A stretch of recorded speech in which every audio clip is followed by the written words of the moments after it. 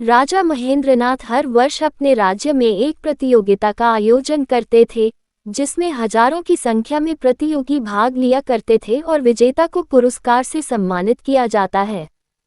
एक दिन राजा ने सोचा कि प्रजा की सेवा को बढ़ाने के लिए उन्हें एक राजपुरुष की आवश्यकता है जो बुद्धिमान हो और समाज के कार्य में अपना योगदान दे सके।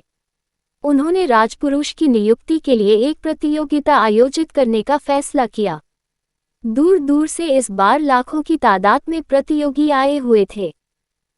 राजा ने इस प्रतियोगिता के लिए एक बड़ा सा उद्यान बनवाया था, जिसमें राज दरबार की सभी कीमती वस्तुएं थीं, हर प्रकार की सामग्री उपस्थित थी, लेकिन किसी भी वस्तु के सामने उसका मूल्य निश्चित नहीं किया गया था।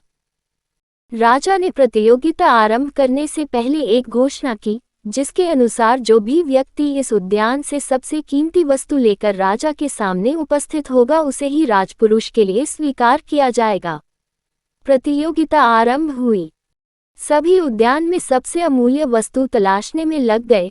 कई हीरे जवाहरात लाते, कई सोने चांदी, कई लोग पुस्तकें, तो कोई भगवान की मूर्ति, और जो बहुत गरीब थे वे रोटी, क्योंकि उनके लिए वही सबसे अमूल्य वस्तु थी।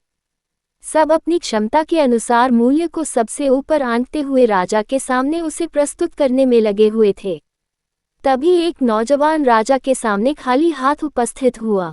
राजा ने सबसे प्रश्न करने के उपरांत उस नौजवान से प्रश्न किया, अरे नौजवान, क्या तुम्हें उस उद्यान में कोई भी वस्तु अमूल्य नजर नहीं आई? तुम खाली हाथ कैसे आए हो? राजन, मैं खाली हाथ कहाँ आया हूँ, मैं तो सबसे अमूल्य धन उस उद्यान से लाया हूँ, नौजवान बोला। तुम क्या लाए हो? राजा ने पूछा। मैं संतोष लेकर आया हूँ महाराज, नौजवान ने कहा। क्या संतोष इनके द्वारा लाए गए इन अमूल्य वस्तुओं से भी मूल्यवान है? राजा ने पुनः प्रश्न किया।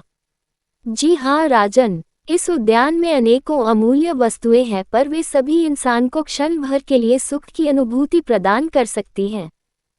इन वस्तुओं को प्राप्त कर लेने के बाद मनुष्य कुछ और ज्यादा पाने की इच्छा मन में उत्पन्न कर लेता है, अर्थात इन सबको हासिल करने के बाद इंसान को खुशी तो होगी, लेकिन वह क्षण भर के लिए ही होगी।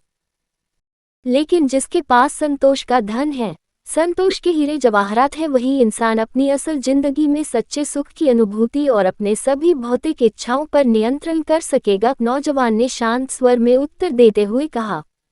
नौजवान को लाखों लोगों में चुना गया और उसे राजपुरुष के लिए सम्मानित किया गया।